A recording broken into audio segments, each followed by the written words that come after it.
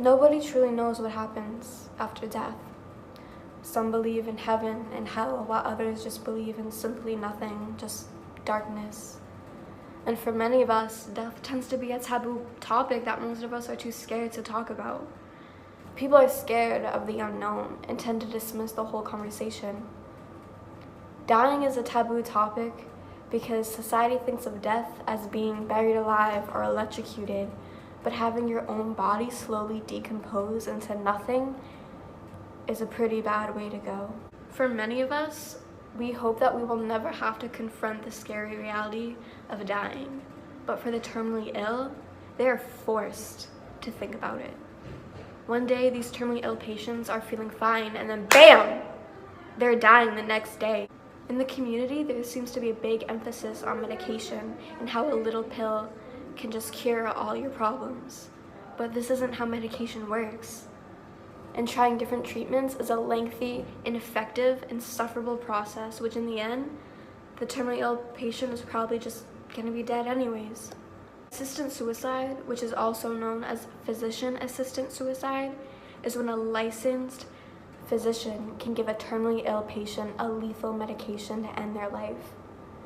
As of right now, 42 states in America are still against assisted suicide, although 70% of Americans support death with dignity, which allows the terminally ill to end their lives on their own. California, Washington, Colorado, Vermont, Hawaii, Maine, New Jersey, Oregon, and the District of Columbia can allow mentally competent and terminally ill adults to end their life if they have a confirmed diagnosis with just 6 short months or less to live. Now, I want to stress that a mentally competent adult can end their own life. Adult, meaning 18 and older. Even at 18, 19, 20, 21, maybe you're not so much of an adult, but in America, you're considered one. And you have the right to end your own life if you're terminally ill and mentally competent. Nobody, I don't care who you are, nobody wants to spend their last few days alive with symptoms of death. All terminally ill patients go through the same stage of constant vomiting and shortness of breath and not being able to control your own bladder and bowel movement. Many dying patients don't even see a need in eating. They have no desire to eat. And without ingesting anything into your body, you will get extremely weak, which can turn into anorexia. Patients can go through having the chills and sweating all at the same time. One body part is sweating like the sun's beating down right on it, and another body part feels like you're naked in like a winter storm because the freezing chills are so real, but then the sweating is also so real all at the same time. Not only is the body affected, but the mind is just as affected.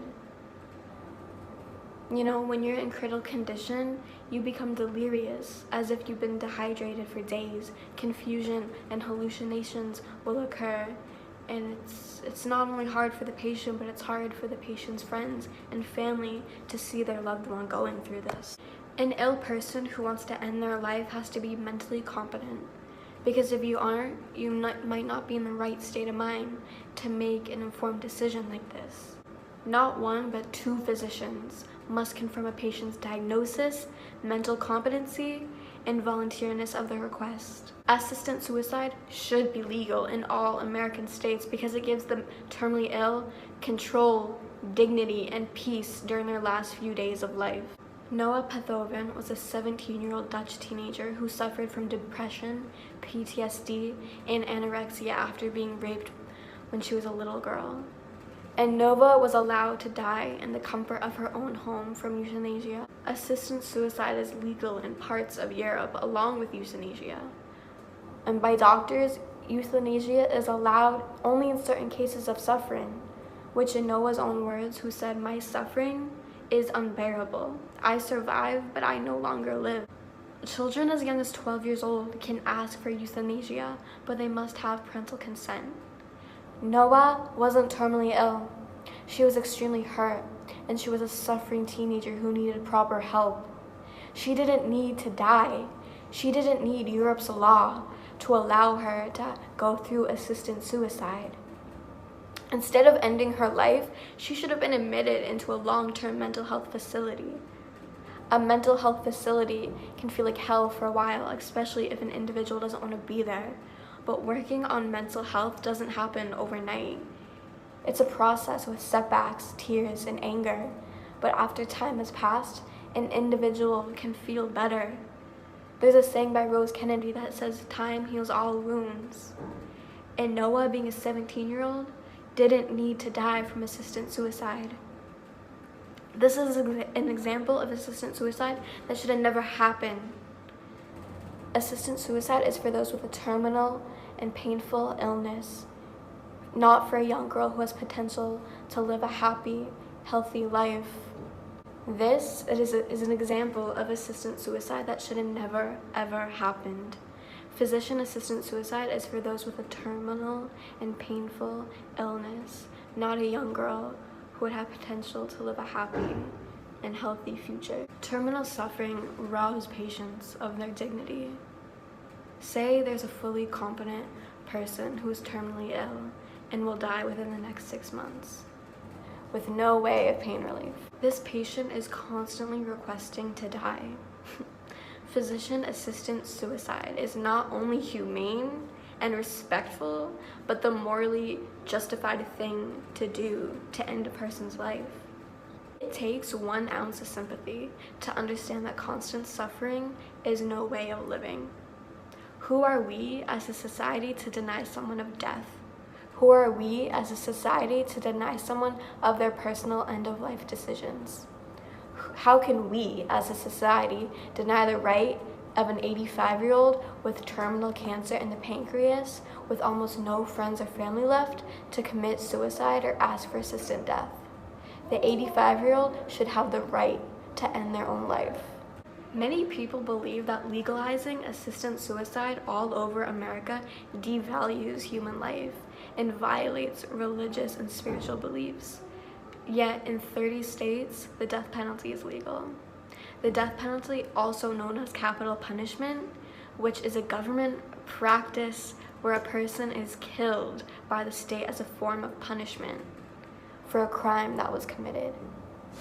A jury of the court can sentence someone to death, yet competent, terminally ill patients can't exercise their right to die. Prisoners who rather die than sit in a cold, lonely cell for the rest of their lives without parole have a greater chance of passing away than someone who rather end their own life than live the remaining time in misery just waiting to die. Not only does assisted suicide affect the terminally ill, but it affects the patient's friends and family. An immense amount of pressure is placed on friends and families in the healthcare system to spend extreme, pointless amounts of money on treatments and resources on patients that will have little to no chance of recovery and that are just destined to die. Human life is just too expensive and painful to try and stick around for as long as possible. Sometimes the easiest decisions are the hardest, and that's why it's so important to have end-of-life conversations with your loved ones. Although these conversations can be heartbreaking, medical decisions must be made before it's too late. Everyone has the right to live with dignity. Everyone has the right to die with dignity. We play no role in coming into existence, but we do have a role to decide how long we remain in existence. A physician's job is not to prolong life, but to relieve pain and suffering. Physician-assisted suicide is not a therapy or a solution to the hard questions that come up in the end of life. The right to commit suicide is a price we have to be willing to pay as citizens of a democracy.